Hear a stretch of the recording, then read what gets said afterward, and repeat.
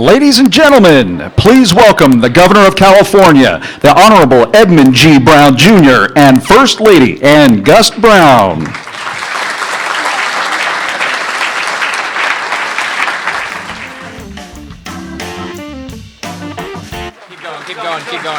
Keep going, all of them. And now, please welcome the 10th class of the California Hall of Fame inductees, Secretary William Perry,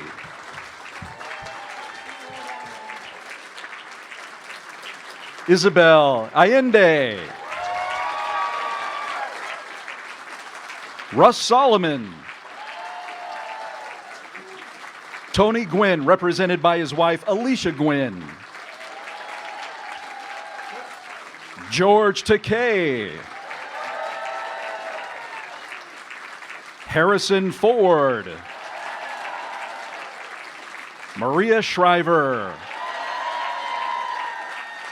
and Corita Kent, represented by Director of the Corita Art Center, Ray Smith.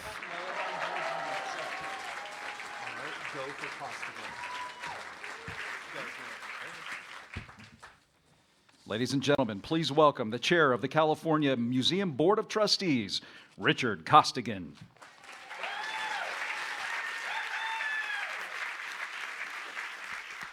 All right, well, good evening. I hope you will just indulge me for a couple minutes as we start. So thank you all for being here tonight to honor a group of extraordinary Californians. This is one of the best nights of the year for me. It is inspiring and uplifting to learn about these Californians and the enormous contributions they have made to our state and to our country. But before we get to honoring them, I want to start out by noting the tremendous work that actually goes in to putting on this great event. And I want you first to join me by thanking our Executive Director, Amanda Meeker. Amanda, stand up.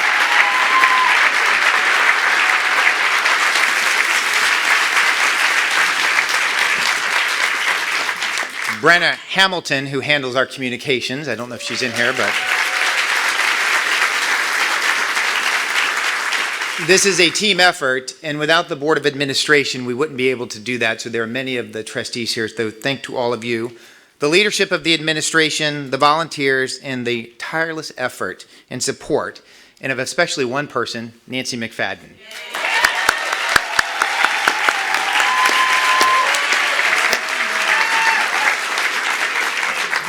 So tonight, the California Museum shines with extra brilliance. The museum is a special place, and I am extremely proud to play a part in making it such a vital institution. I encourage all of you to stay up to date on our programs and exhibits here and visit whenever you can. But if there is only one day of the year to be at the museum, today is that day.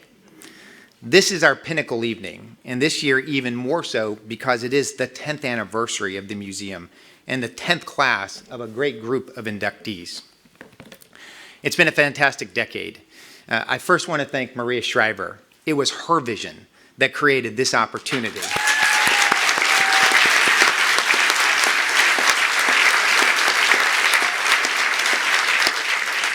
And it's that vision and those that we honor today who make a lasting impact on California.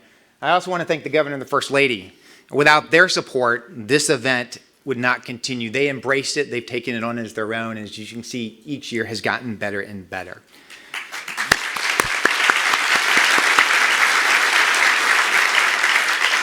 So understand that the people we are honoring tonight have created incredible legacies in the broadest spectrum of achievement. They represent the greatness of California. Tonight we honor them with the Spirit of California Medal, which itself was designed by renowned sculptor and 2008 Hall of Fame inductee Robert Graham, whose son Stephen is here this evening. Stephen? Thank you. And finally, I want to take an extra special moment to thank Seema Patel from Visit California and Hank Four from Comcast as our presenting sponsors. This night would not be possible without your generous support. On behalf of the Board of Trustees and the California Museum, we are proud to pay tribute to this year's 8 inductees and thank you for joining us this evening. Prepare to be amazed and inspired this evening. And with that, I would like to introduce our great Secretary of State, Alex Padilla.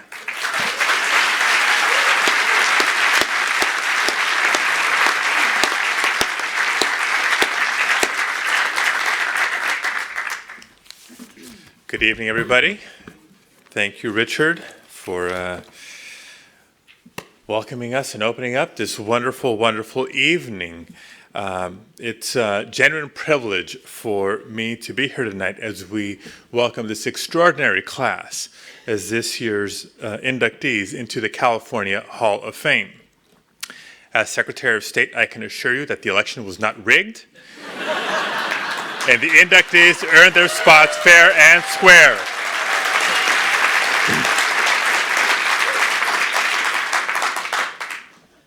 And just as importantly, each of the inductees has certainly put their talents and their skills to work for the betterment of the Golden State. I can't tell you how much I've been looking forward to this evening's celebration.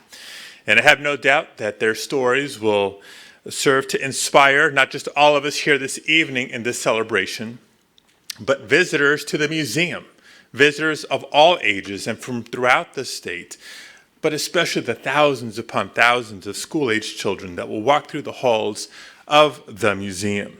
It is here at the museum that they will learn about these leaders and their predecessors as inductees to the Hall of Fame, and the legends that each have left to leave their mark on the Golden State, to help shape our history as well as to shape our future.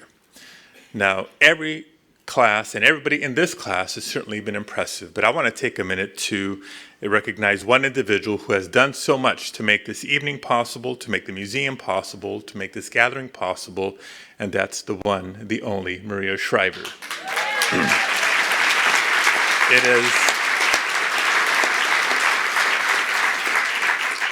It's been her commitment that has made the museum what it is today, and for that we owe you a debt of gratitude. The museum, as you all know, is not just a nonprofit organization, it is a nonpartisan organization, a one-of-a-kind cultural institution that's dedicated to telling the complete history of California.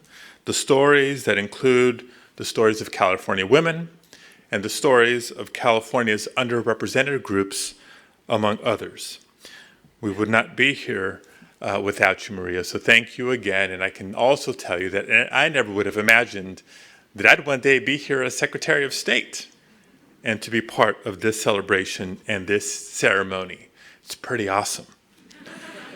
So I also want to thank all the sponsors that make this evening and the museum possible. Congratulations again to our esteemed honorees for your passion, for your vision, for your service, and for your example, and for helping remind us and the world that the California dream and the American dream is alive and well.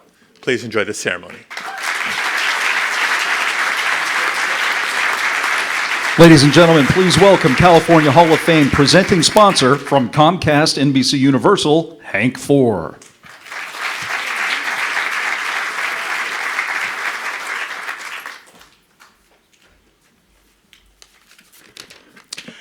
Well, good evening, everyone. My name's Hank Four from Comcast, and I'm so proud to be here tonight. And on behalf of Comcast NBC Universal, it's a privilege to be part of honoring the California Hall of Fame's 10th class inductees. Each of you here tonight inspired the thousands of children that will visit the California Hall of Fame exhibit as they learn about your life. As a matter of fact, investing in the education of our children is a top priority for Comcast and NBC Universal. It's why we are a proud partner of the California Museum tonight, because it offers extensive educational programs that provide teachers with curriculum that aligns with the Common Core and state content standards. And more importantly, it opens its doors to more than 65,000 students who come here on field trips. And for many of them, the majority of them from low-income families who it's the first time that they've ever visited a museum in their life. The profound impact that the museum makes in the lives of these young students, especially when they visit the California Hall of Fame exhibit, is shaping their perception of the possibility of what they could do in their own lives. Therefore, through our support tonight, Comcast along with the other proud sponsors, are making an investment in California's youth, our future leaders, and more importantly, our future California Hall of Fame inductees. So inductees, on behalf of Comcast Universal, and I get to do this because I'm a retired colonel for the United States Army, we salute you for a job well done. Thank y'all very much and congratulations. Please welcome California Hall of Fame presenting sponsor from Visit California, Seema Patel.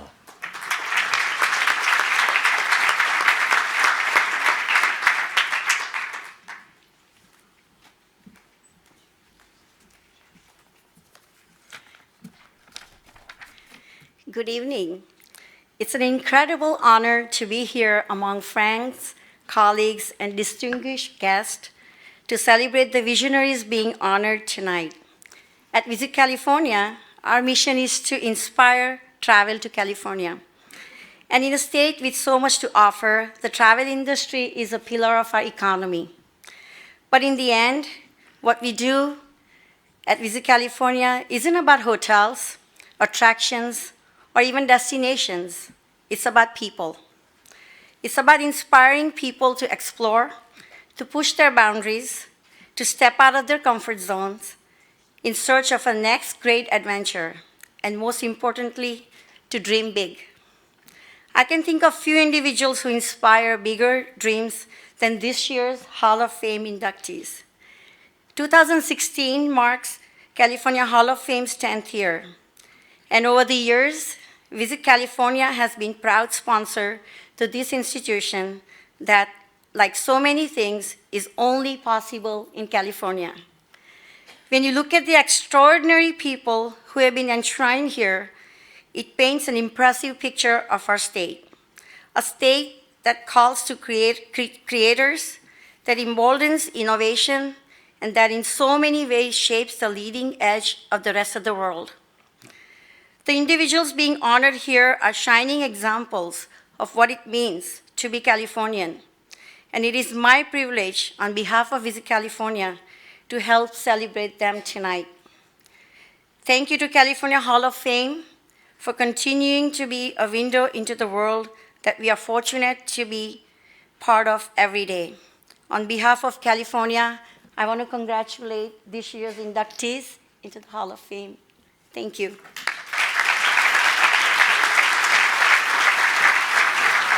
Ladies and gentlemen, please welcome the Governor of California, the Honorable Edmund G. Brown, Jr.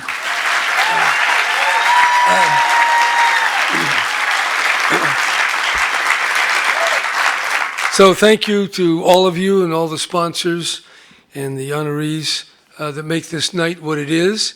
It is extraordinary in many ways, first and foremost by the achievements of the people we honor, but also because of the fact that we are honoring people and taking a moment to reflect on what has been done.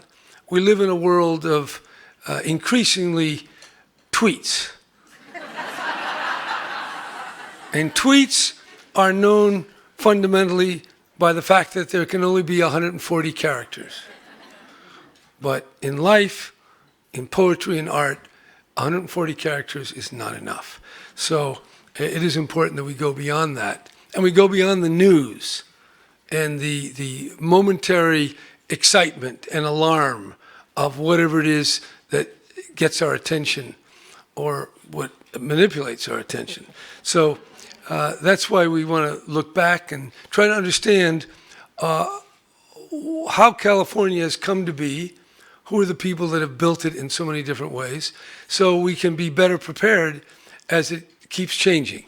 Because California is a very different place than it was 10 years ago or 100 years ago, or when it was founded, at least not when it was founded, but when it became a state in September of 1850. So we're here to look at a very diverse group of people that are quite incredible. And I feel very privileged to be governor again.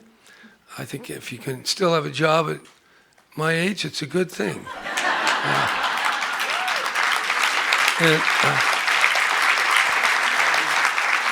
See, I get applause for very mild achievements.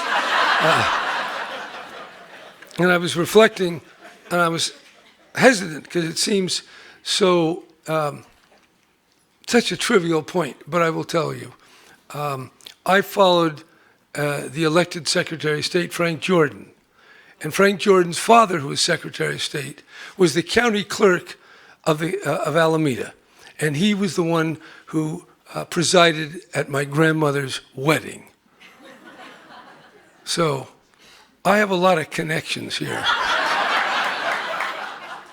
And of course, my grandmother is the daughter of August Schuckman, who left Germany, Hanover, Germany, on the good ship Perseverance in 1849, and he got here on a stage, on a wagon train in 1852, and he did a good thing. He started a ranch, and he followed the adage, never sell land.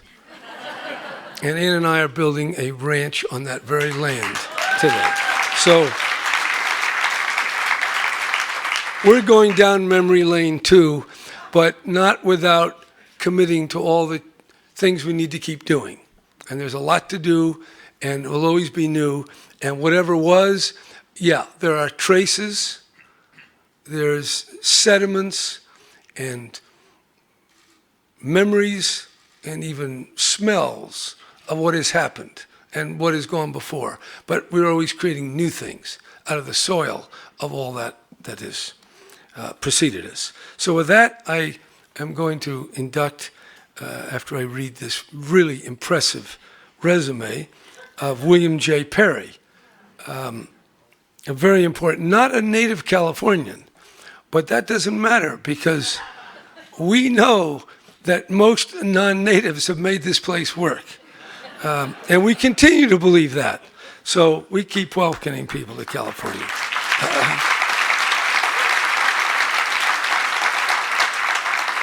In fact, you know, since I'm the first native son of California to be governor since my father, another trivial point that you write in your notebook. But we like all these immigrants, we do.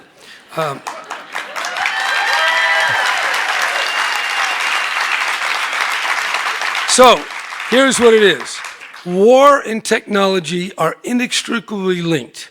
Scientific advances can make war more efficient in its slaughter, or it can be an agent for peace.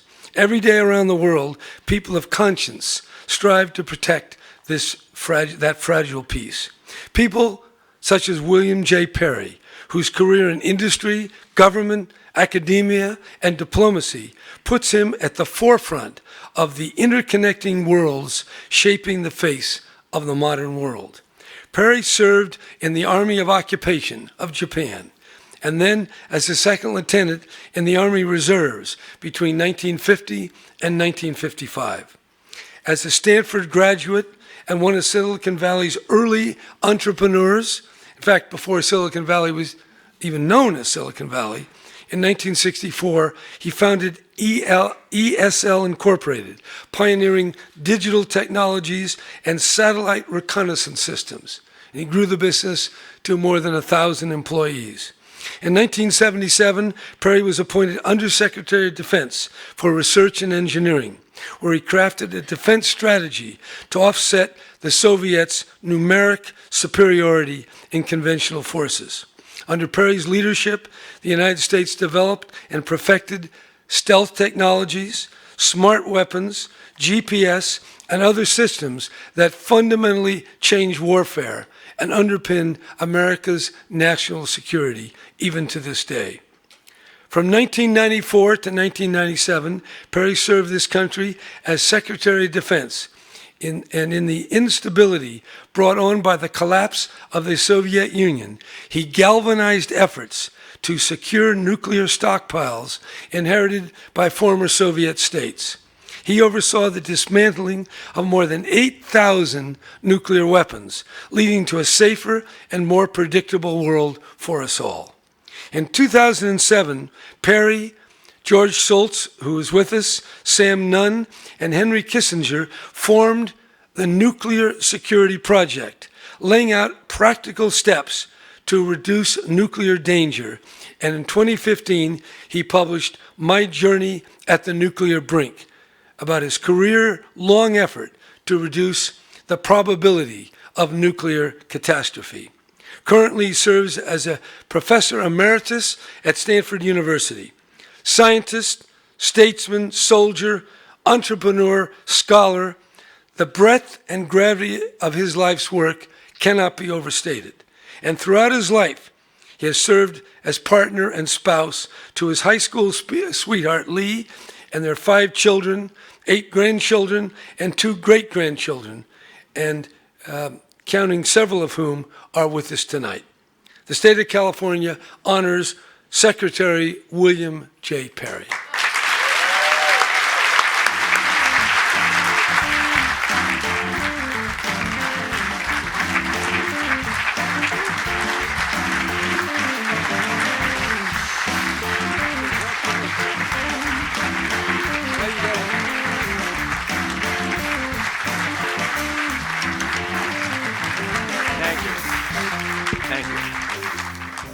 Well, as Jerry told you, I'm an immigrant.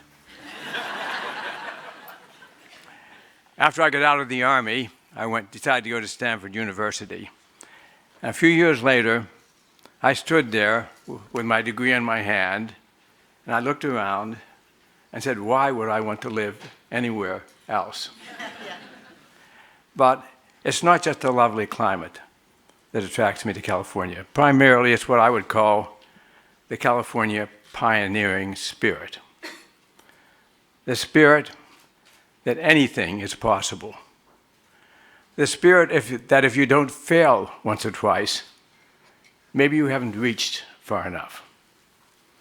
The spirit of meritocracy, that is, it's less important who you are than what you are. And the spirit of equality, every person counts. I am proud to be in a state that pioneered in same-sex marriage. I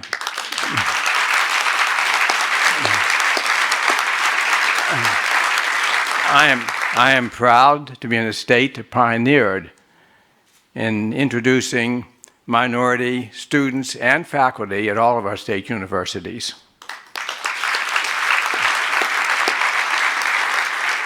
And I'm proud to be in a state where, through our governor, Jerry Brown, we have introduced the most comprehensive and significant programs to try to get a significant hold on the existential threat of global climate change.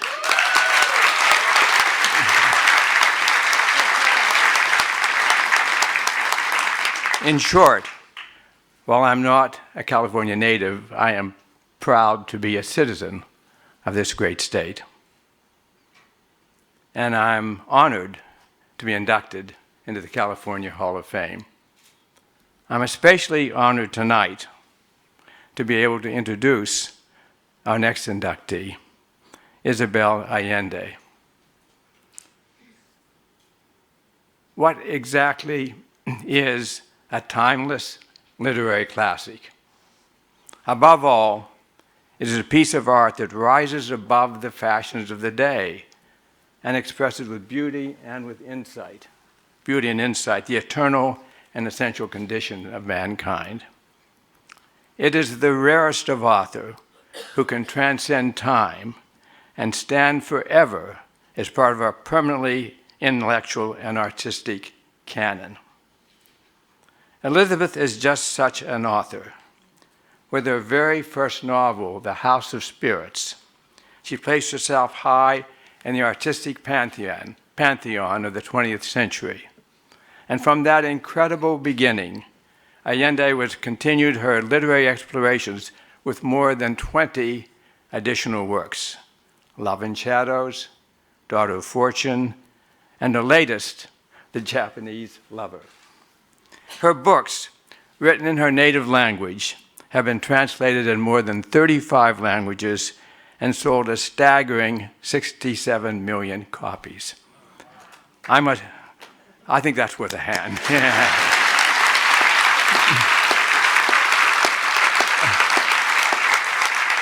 I must say, I will be delighted if my book sells 67,000 copies. But her legacy goes far beyond the bookstore. Her talent with words is matched only by her passion for social justice and the feminist convictions that inform her work.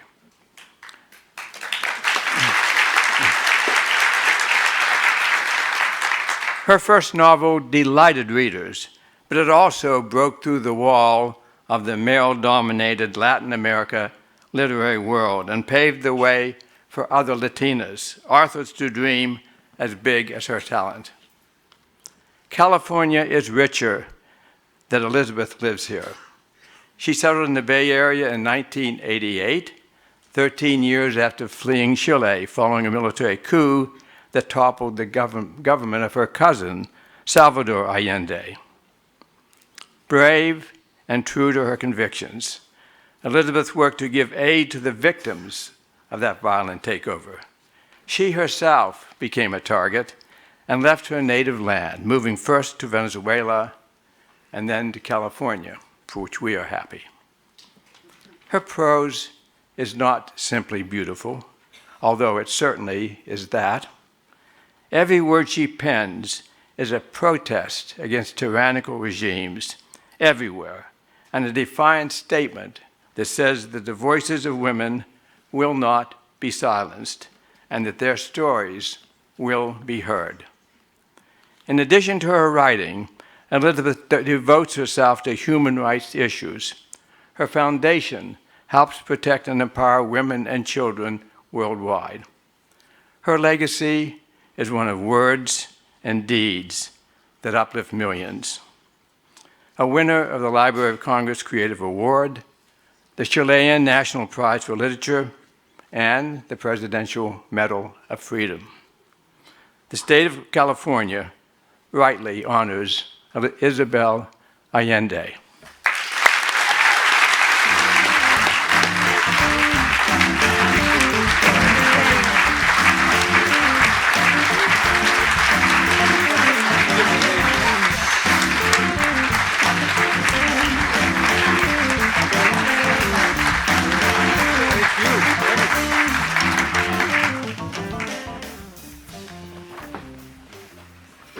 Thank you very, very much. This is a very special day for me because I'm a real immigrant, not like these two guys who say they are. I'm real, and I'm also Latina. At a time when it's very hard to be a Latina immigrant, I might be deported tomorrow, you know?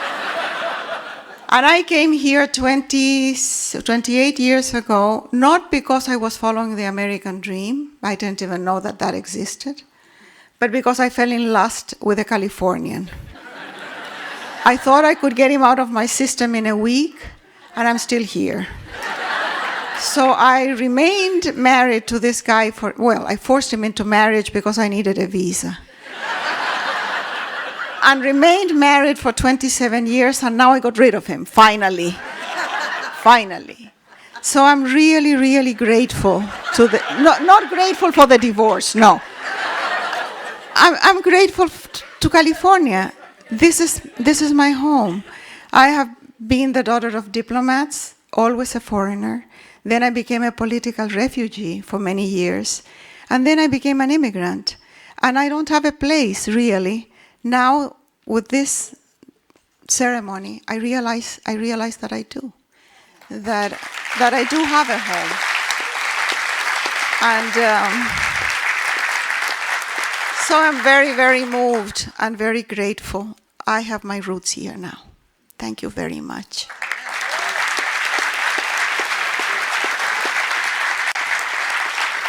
And it is my great honor to introduce Russ Solomon tonight. At the age of 13, Russ Solomon was selling 78 RPM records a few blocks from here at the Tower Cut Rate drugstore owned by his father. In the 1960s, the first Tower Records named after his dad's drugstore opened in Watt Avenue. 60 years ago, it wasn't often that the sleepy Sacramento was at the forefront of the trendy or avant-garde. Well, it still isn't. But Tower Records was certainly the hippiest record store in the country. Tower Records invented a new style of retailing. From the start, Russ Solomon's record stores had a vibe as cool as any of the bands whose music they carried. Thanks to Russ' innovations, Tower Records transcended commerce. It became a music lover's temple. Tower was the first business to stock comprehensive selection of music under one roof. Instead of a few racks of the most popular albums, Solomon's stores carried music from ABBA to Zappa, who are those people, and everything in between. Tower customers could sample music at listening stations, and Solomon kept in his stores open until the unheard hour of midnight, anticipating the internet buy it when you can and when you want capability, and giving customers plenty of time to dig through the multitude of music on his shelves. Solomon also understood that buying music was different from buying a quart of milk. Music is intensely personal and can be a statement of who you are and what you value. So he hired people who felt the same way. Tower staff were music aficionados, and his stores became the site for impromptu music seminars and debates. It was a music fan's dream. Tower Records became part store, part university, part social club, and part home for everyone who cared deeply about bands and musicians. Tower expanded into San Francisco in 1968, at a time when the nation's protests, cultural upheaval, and music marched together hand in note. Perhaps the most famous Tower Records on Sunset Boulevard in West Hollywood opened in 1971. With California conquered, he expanded across the US. Then Tower became the first foreign retailer to crack the Japanese market. In Tokyo, it operated the world's largest music store. At its peak, Tower Records was $1 billion business that stretched around the world. Russ Solomon's business career was legendary and transformative. On the B side of his life, he's an avid photographer and an art collector, fitting for the man who for many decades was the patron saint of music collectors everywhere. The state of California honors Sacramento native Russ Solomon.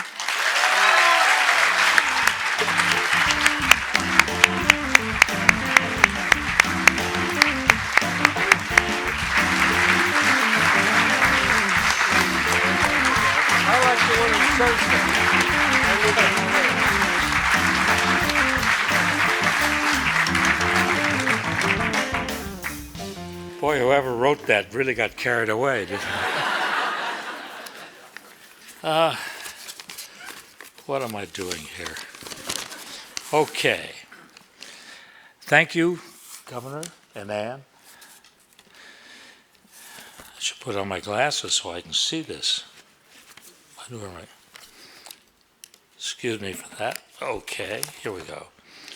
I'm delighted to receive this honor, and I have to tell you, I'm accepting it on behalf of the thousands, believe it or not, really thousands of young people whose creativity, enthusiasm, and love of music made our company what it became. We're in the right place at the right time, as she said earlier. Imagine opening in San Francisco in 1968. The Summer of Love was 1967, and we rode the wave, and it was a hell of a ride and a lot of fun. We're lucky to pick great locations, Columbus and Bay in San Francisco, 4th and Broadway and Lincoln Center in New York, and of course Sunset Strip, and as well as London on Piccadilly Circus. We expanded the worldwide to UK, Japan, Hong Kong, Singapore, Mexico, and our slogan was, "The sun never sets on Tower Records." As I said before, Tower wasn't just about me. Through the years, we actually employed over 100,000 people. See, I should have been able to remember the rest of that, huh? success of Tower Records is due to the Tower family. They are part of our success. Thank you for this great honor, actually. With my Tower family, my sons Michael and David, and my biggest fan of all for 30 years, my wife Patty. Thank you.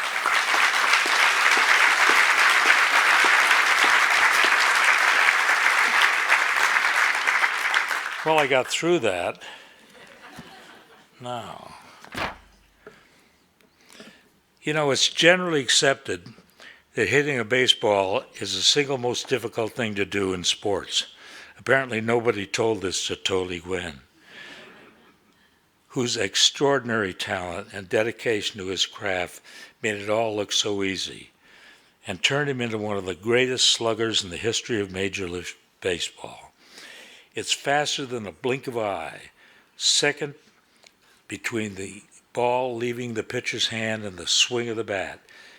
Time stood still for the San Diego Padres great. Gwynn was as comfortable in the batter's box as you and I would be in an armchair. He wasn't rushed. He was a predator, and the ball was his prey. He coiled his body and pulled the bat through the strike zone in a symphony of coordination and timing.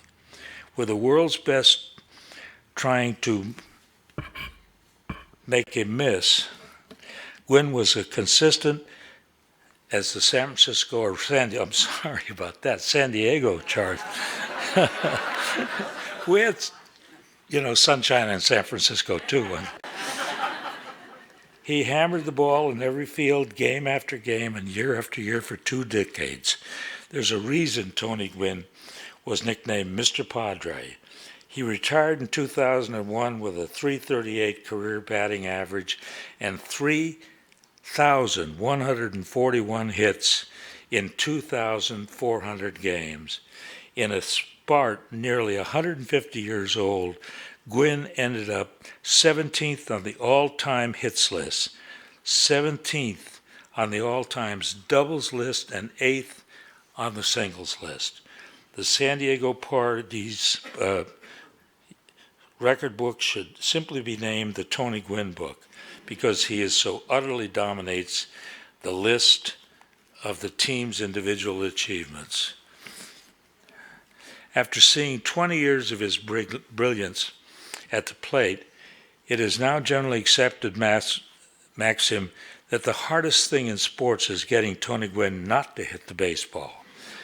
After playing days were ended, Gwynn went out to coach baseball at his alma mater, San Diego State, where he also had been a basketball star in the 1970s.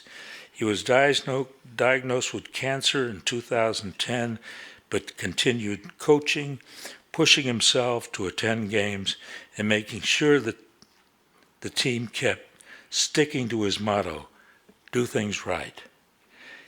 As committed to his community as to baseball, he and his wife founded the Tony and Alicia Gwynn Foundation, which provides programs for underprivileged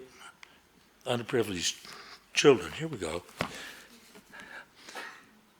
A record-tying 8-time National League baseball champion, or batting champion, 16-time All-Star winner of the Roberto Clemente Man of the Year Award and Lou Gehrig Memorial Award, the Branch Rickey Award, every award in baseball, and the first ever unanimous member of the San Diego Padres Hall of Fame and a member of the National Baseball Hall of Fame.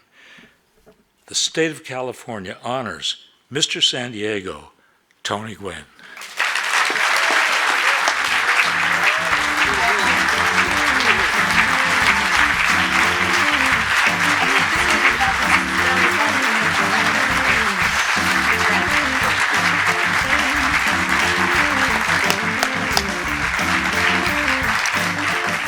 Thank you. I know that Tony is not here tonight, but he's here with us in spirit, and I know that he would be very proud to be honored to be put into the California Hall of Fame. I am honored to have known this man and been married to him for 35 years. I first met Tony. We grew up together. I met Tony when he was 10 years old, and we went to elementary through college together. And I know everyone talks about his play, his career, his baseball career, but he always wanted to be known as the community man and what he could do in the community and how he served the people of San Diego. And he loved doing that. He loved the children. He loved the people. And that's what he wanted to be known as. He said, I want to be known as, and I want everybody to know that I did things the right way. And I am so proud of this man because he did things the right way. He accomplished things the right way. And he passed it on to the youth. And I am honored, and I thank California, the Governor Brown and his wife, for this amazing honor. And I will cherish it. Me and my family, my daughter's here tonight, Anisha, and we will cherish this honor forever. Thank you.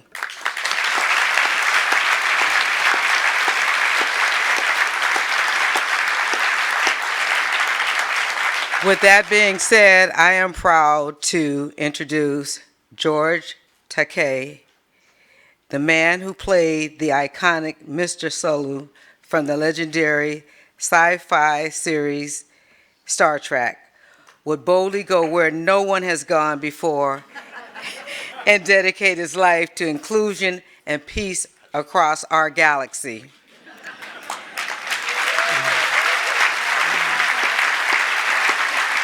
A native Californian, Takei didn't spend all of his childhood in his native Los Angeles. He and another 120,000 Japanese Americans were forced into faraway internment camps when America entered World War II. World War II, I'm sorry. Had to put on my glasses here. Inspired by this difficult chapter of American history, Takei developed the musical Allegiance, in which he also starred. Allegiance won multiple awards and enjoyed a Broadway run in 2015 to 2016. He's also pretty much the coolest private sector ambassador to Japan the United States has. He is chairman emeritus of the Japanese American National Museum Board of Trustees, a member of the U.S.-Japan Bridging Foundation Board of Directors, and also served on the board of the Japan-United States Friendship Commission under President Bill Clinton. In 2004, in recognition of his efforts to build a strong relationship between Japan and the United States, he was conferred with the Order of the Rising Sun, gold raised with rosette, by His Majesty the Emperor of Japan.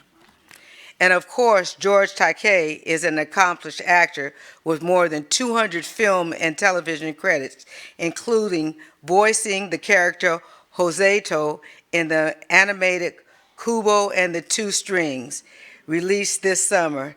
Despite his gifts as an actor, George Takei has now become better known for who he is and what he thinks than for who he portrays.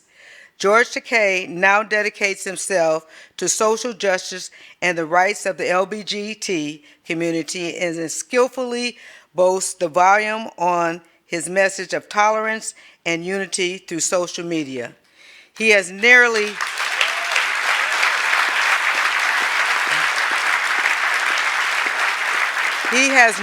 2 million Twitter followers alone. That's more than the circulation of the New York Times and Los Angeles Times Sunday papers combined. Takei's quips and insights zip across the media universe at warp speed, sometimes with snark no one has heard before, earning legions of fans who love his free-wheeling, no-holds-barred look at the world. Cosmetology magazine named Takei one of the internet's 50 most fascinating people. In 2013, he won the Shorty Award for Distinguished Achievement in Internet Culture. George Takei is also a best-selling author, most recently of his autobiography, To the Stars. He was nominated for a Grammy in 1987, and in 1986 received a star on Hollywood's Boulevard's Walk of Fame. The state of California honors George Takei.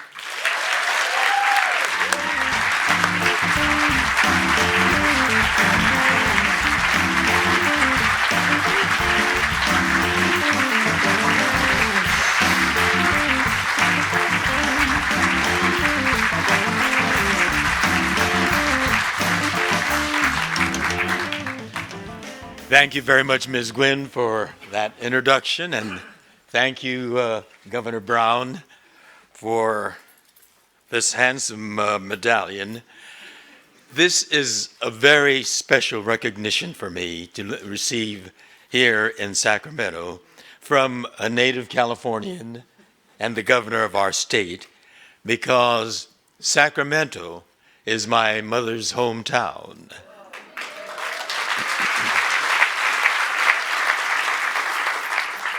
And all my uncles and aunts, my mother's siblings, were born here in Sacramento. And their parents, my grandparents, came from Japan, and they worked the soil here. They farmed the area that was known then as Florin. I guess it still is, isn't it? But it's part of Sacramento. And so my roots go down very deep in this soil.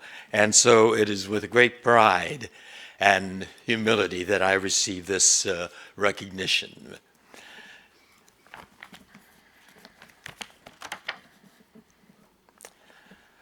This is quite a list. An incredible list, really. So here goes. American Graffiti, Blade Runner, Witness, The Fugitive, Regarding Henry, Working Girl, Air Force One, The Mosquito Coast, Patriot Game, and it goes on and on and on. So here are a couple more. Star Wars and Raiders of the Lost Ark. Many actors dream of starring in just one of these films. It's just a part of his list of films here. Harrison Ford is simply the most popular film star of the past 40 years.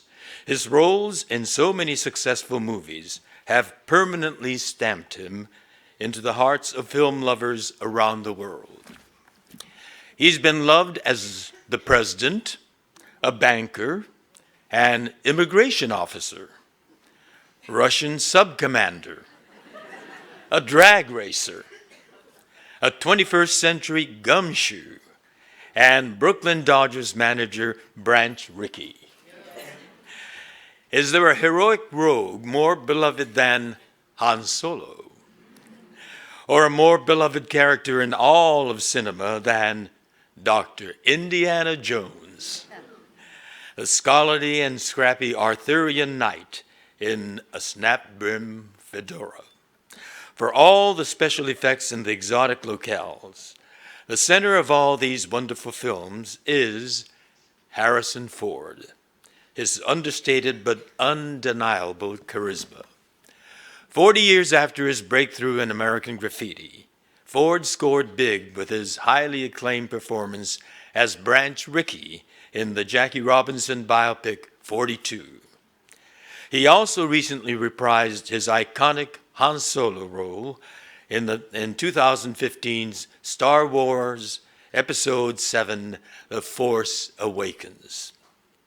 True to form for the record-setting actor, the film broke multiple box office records, including the highest-grossing domestic film of all time.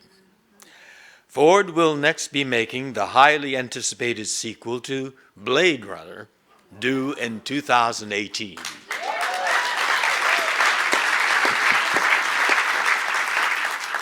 Besides acting, Ford serves as vice chair of the board of directors of the Conservation International, a nonprofit that protects biodiversity in troubled spots internationally.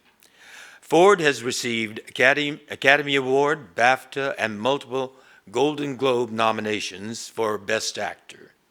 If further proof of his talent is needed, this man managed to build a meaningful on-screen relationship with Wookiee. Winner of the Albert R. Broccoli Award for Worldwide Contribution in Entertainment, the Cecil B. DeMille Award, the American Film Institute's Lifetime Achievement Award, 2 Saturn Awards for Best Actor, star on the Hollywood Walk of Fame. Are you my neighbor? And National Association of Theater Owners Box Office Star of the Century. This brilliant performer stands in the highest echelon of the Golden State's essential artistic medium. The state of California honors Harrison Ford.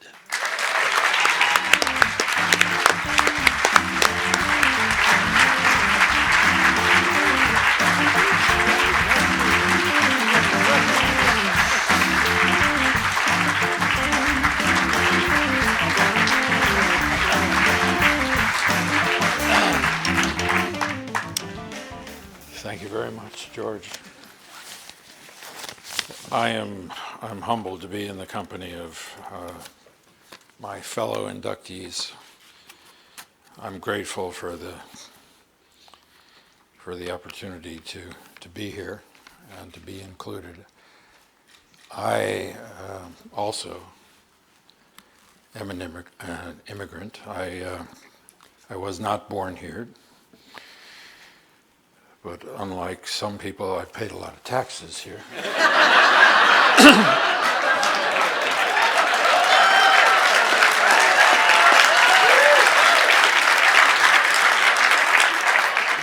And they've mostly been well spent, thank you.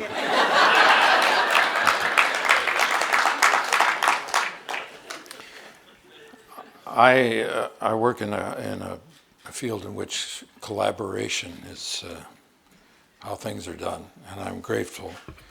I'm lucky to have had the opportunity to work with very many talented people, and whatever success I've had is the result of many other people's talents coming together to tell stories, basically. Stories, hopefully, that inspire people, that give people emotional exercise, and that bring people together with feeling and emotion. I'll tell you how lucky I am. I grew up in Chicago. I went to school in Wisconsin. I knew nothing. I had fallen into acting because I thought I might get a good grade in a drama class. I wasn't doing well in my philosophy and English major.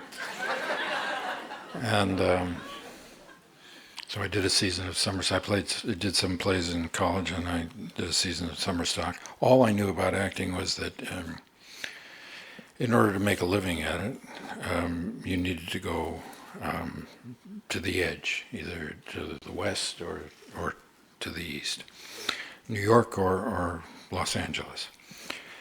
And my wife at the time and I stood outside our packed Volkswagen Beetle, all of our stuff inside, and flipped a coin to decide whether we would go east or west. And it came up New York. And I said, let's make it 2 out of 3.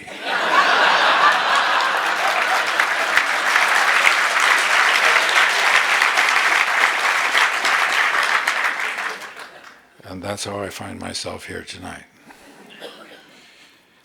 It's in remarkable contrast to the person I'm honored to introduce. Maria Shriver. Exactly 10 years ago, Maria Shriver stood here to induct the very first inductees into the California Hall of Fame. That's because she was the first lady of the state at the time, and she created the Hall of Fame.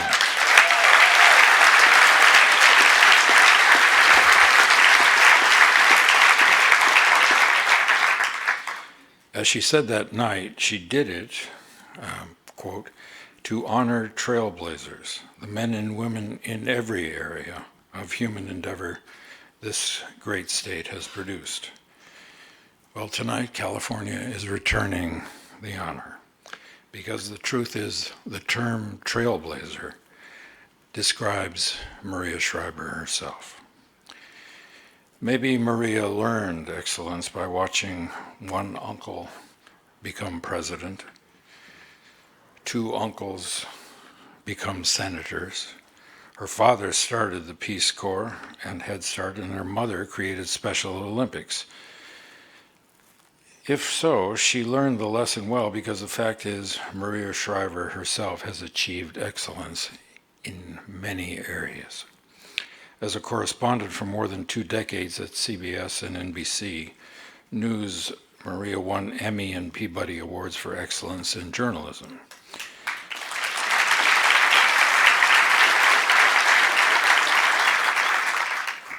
As an author, Maria has had 6 books on the New York Times bestseller list. As our state's first lady, Maria took over the California Women's Conference, growing it into the nation's premier forum for women, attracting more than 30,000 women a year to hear high-profile speakers from around the world. The conference raised millions of dollars for California charities.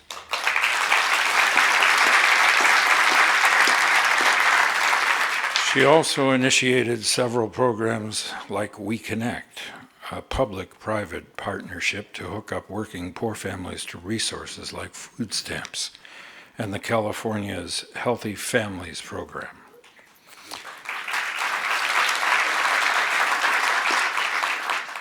After her father's death from Alzheimer's, Maria was moved into action as executive producer of HBO's 4-part series, The Alzheimer's Project. She earned 2 Emmys and a special award from the TV Academy for developing what they called a television show with a conscience. She also executive produced Still Alice, the Oscar-winning film on Alzheimer's starring Julianne Moore.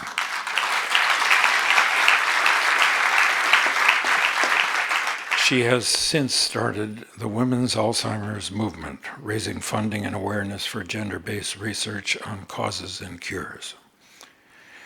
Maria has built a powerfully social conscious company called Shriver Media. She's published several groundbreaking studies called the Shriver Reports, one focusing on women as not just the majority of Alzheimer's patients, but the majority of Alzheimer's caregivers, too. Another Shriver report revealed for the first time that 42 million American women and the 28 million children dependent on them were living on or over the brink of poverty. That report garnered more than 1 billion media hits. She executive produced the award-winning documentary Paycheck to Paycheck, The Life and Times of Katerina Gilbert, about one such struggling single mother. With all that and more, Maria is still active in her family's work for the intellectually disabled with Special Olympics and the Best Buddies program. Fueled by passion for public service and a determination to empower the disadvantaged, Maria Shriver's contributions are felt by millions. Maria believes that we all can can be what she calls architects of change, people who see a problem and step out of their comfort zone to help create solutions. Journalist, warrior for women, champion of the working poor, the devoted mother of 4 accomplished children. She's all that and more. The state of California honors Maria Shriver.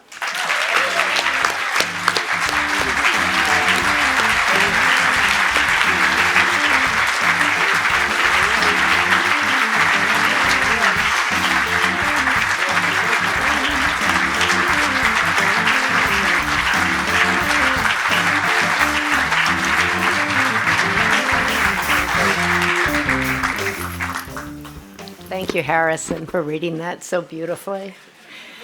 Thank you, Governor Brown and Ann, for inducting me here this evening. And I want to congratulate everybody up here this evening. It's such an honor to be included in this great class of Californians who are up here this evening.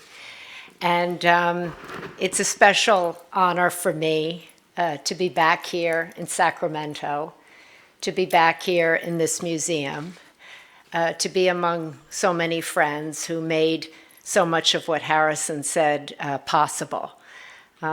Like he said, none of us got here or get anywhere in life alone.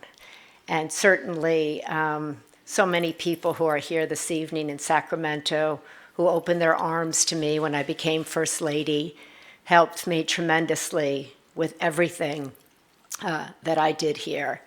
And they know who they are. I won't go through all of their names, but I can see their faces, and I'm deeply grateful to them for loving me, for seeing me, for helping me, for supporting me, and for continuing to be such great friends to me in my life. I want to just recognize Charlotte and George Schultz. George and Charlotte are 2 incredible public servants and inducted into the Hall of Fame here, and who stepped up to help Arnold and myself when we came here and guided us through our time here, and who make every effort to support everything that this great state does. And I just want to thank you so much for being here this evening. And I want to thank my children, Patrick and Catherine, for coming here this evening, and my other children, Christopher, who's at the University of Michigan, exams, he says. I think he has a frat lineup, but which is some other kind of exam, and Christina for being extraordinary children, and most important, being good people. And they make their dad and I incredibly proud every single day with who they are and the way they conduct themselves in their life. And I just want to say a special thank you to both my parents, who are up in heaven, who raised my brothers and myself to give back, and who always said, I don't want to hear a yip out of you. I want you to get going. I want you to get moving. I want you to do something with your life, and I don't want to hear any excuse. And they lived that, and they were extraordinary individuals and human beings. And I miss them every single day, and I have tried to honor them in my own life, and I think they'd be proud of me.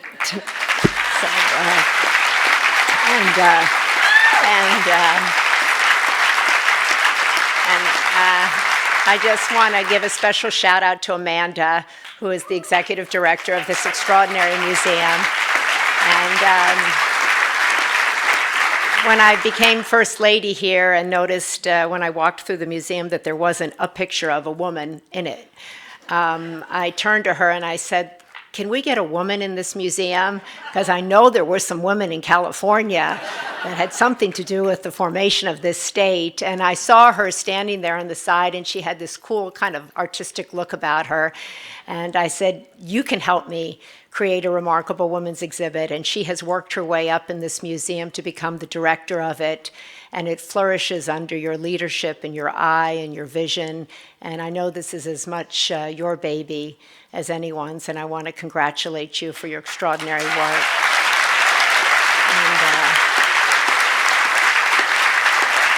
And I'm so proud of this museum because it was struggling when I got here, and the work of the Women's Conference enabled it to get on its feet.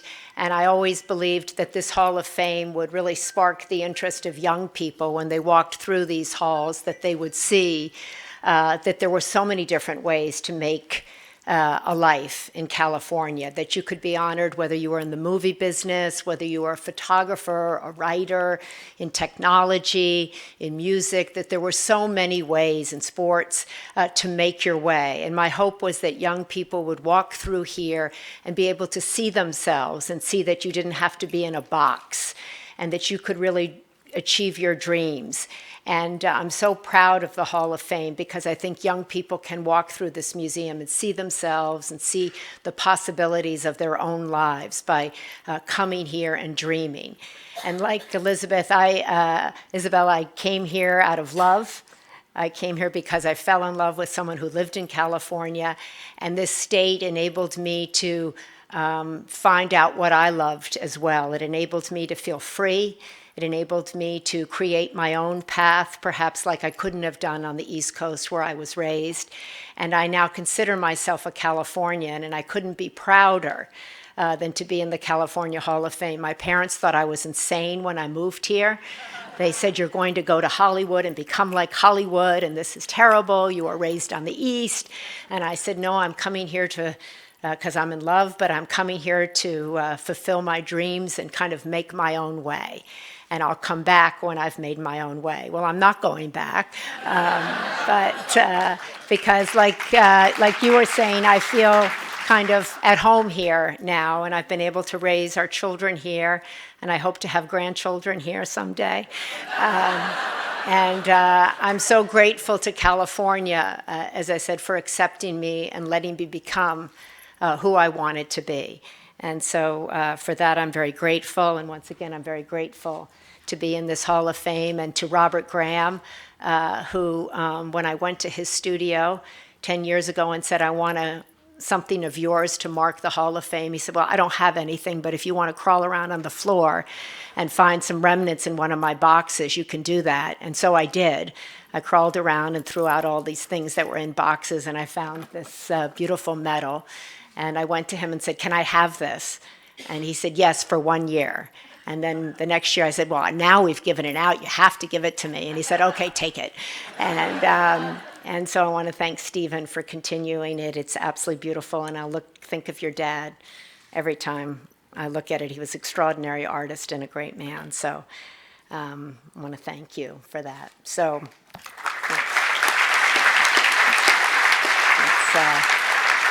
it's also a great thrill for me to introduce this next woman who I first heard about from my dad, who was a daily communicant and surrounded himself with social activists and people, particularly Catholics, who were pushing the envelope in all ways. And one such person was Corita Kent.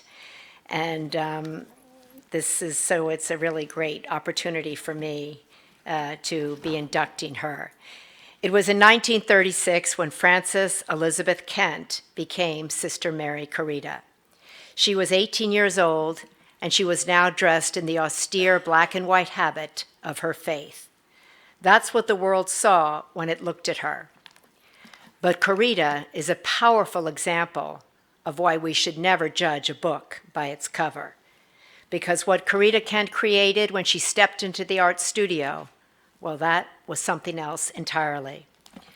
The word austere did not apply. No, Corita Kent was a one-woman creative explosion, a prolific and innovative artist who, through her brilliance and vision, turned the art department at Immaculate Heart College in Los Angeles into a national center for creativity and liberal thought. I think it's fair to say that in art, Corita had found her second divine calling. Her canvas of choice was the silkscreen, her prints unleashing vibrant rainbows, splashing and splashing across the surface, a tsunami of color exploding with bright sun-kissed yellows and electric royal blues, smashing together with hot red and deep purple, and juicy orange and pink. But Corita was not just creative. She was an innovator. In the early 1960s, she began incorporating advertising images and slogans, popular song lyrics, even biblical verses and literature into her work. In truth, Corita Kent was an early practitioner of pop art.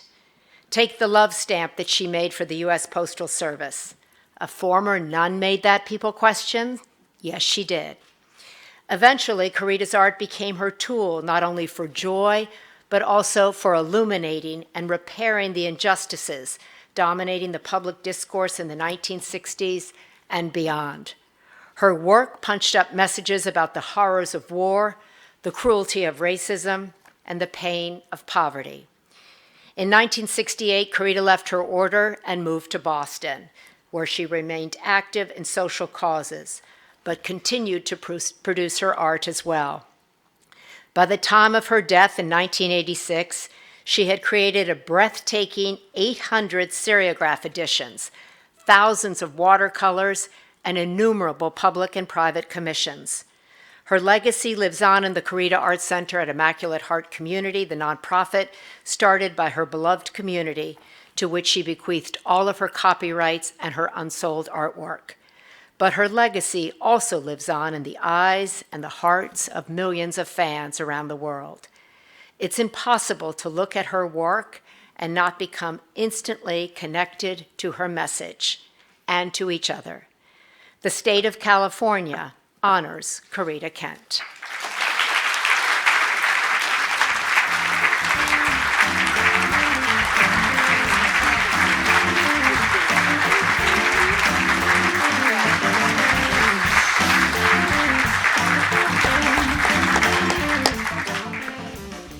Thank you so much. My name is Ray Smith. I'm the director of the Corita Art Center in Los Angeles. There we have an extensive collection of Corita's artworks and archival items that we lend to exhibitions and programs all around the world. Right now we have exhibitions in Paris, London, Sacramento, everywhere. We also exhibited for the first time last year in Denmark and New Zealand, where Corita's work had never been seen before. One of my favorite things about my job there, which is really fun, is that people are very enthusiastic about Corita's work. Viewers are really drawn into her vibrant color palette and her innovative designs, and people connect with it whether they knew Corita personally or they're seeing the work for the very first time. We're really working to keep Corita's legacy alive, and we do that through the exhibitions and the programs and spreading her messages of peace and love and social justice. I think Corita would be really honored by being inducted into the California Hall of Fame, and on behalf of her family, which Pam and Linda are here with me tonight, I'm really proud to accept the award. Thank you so much.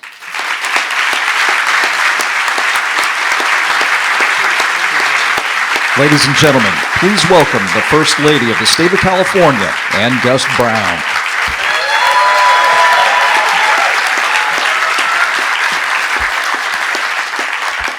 Thank you so much. Thank you. What an incredible class. I can't believe this has been going on for 10 years. And Maria, what a wonderful thing you've started. It's always such a special event here. And of course, I had nothing to do with it. She started it all. It was her dream and vision, and it's just incredible. So let's give one more round of applause to this incredible 10th remarkable class.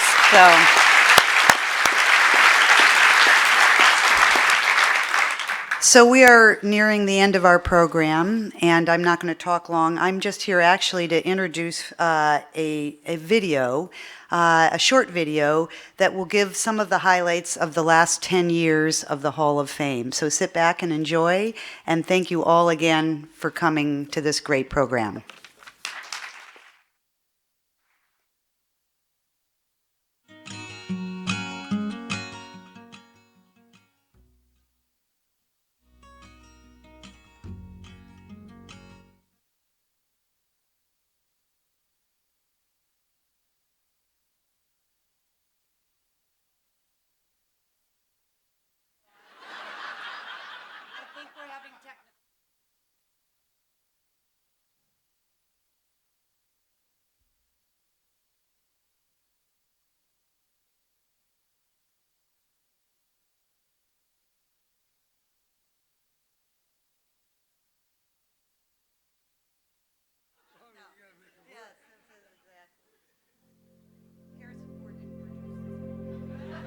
What is it about California that has always inspired dreamers? Is it the kaleidoscope of cultures that inspires a new perspective? One of my great goals in coming here as First Lady was to make people all over the world understand how rich and diverse this state is and how extraordinary the people are who live here and work here and how they've impacted the nation. Californians are changing the world, whether it be in technology, in entertainment, in politics, in social movements. There's a lot of action out here. The state of California honors Dr. Sally K. Ride for making history in space and her ongoing dedication to educating and inspiring future generations. As you can see from the diversity of honorees, there isn't one particular point of view represented, and that's really the genius of California. There are so many different ways of heroically demonstrating your contribution to our state. The state of California honors Steve Jobs, who saw the future and invited us all to share with him the journey there. What alchemy has made this place such a magnet for people with big ideas? Whatever the reason, California has always been a land populated by fearless pioneers, pushing the boundaries of what's possible, creating, innovating, and inspiring the world. The state of California honors Harvey Milk, a civil rights pioneer and a fierce fighter for tolerance for those who are different. The state of California honors an American original, Betty White, who has only just begun. When I got here and saw the company I was keeping, this is a night that I will never forget as long as I live. Not only not forget, I will replay it again and again and again. One of my goals has been for people who come to visit California and people who grow up in California, for you to come to this museum and to see people who really started from nothing and who changed the world. And that's the point of these Hall of Fame awards. Now, the Hall of Fame celebrates California's drive to excel and the notion that anything in life is possible. But dreams are good. Dreams are good. And I was just thinking, as we think Hall of Fame, we think innovation, but we think part of our past, our tradition.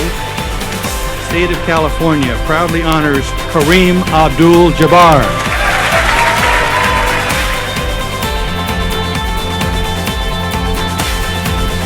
The state of California honors Mr. Lester Holt. Here at this museum, we have a motto, and it says, "Only in California," because it's true. Only in California could you assemble these extraordinary individuals who are being honored here tonight. The state of California, the ideas here, that's what all of these individuals have in common. These dreamers, these trailblazers, these extraordinary pioneers.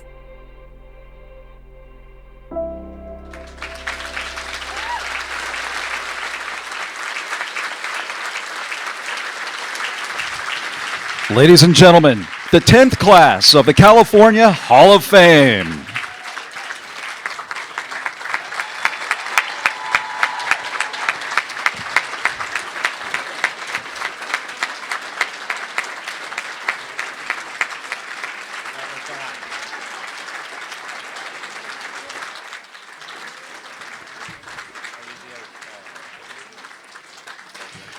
Thank you, everyone, for attending tonight's ceremony. Please remain in your seats until the inductees have exited the auditorium.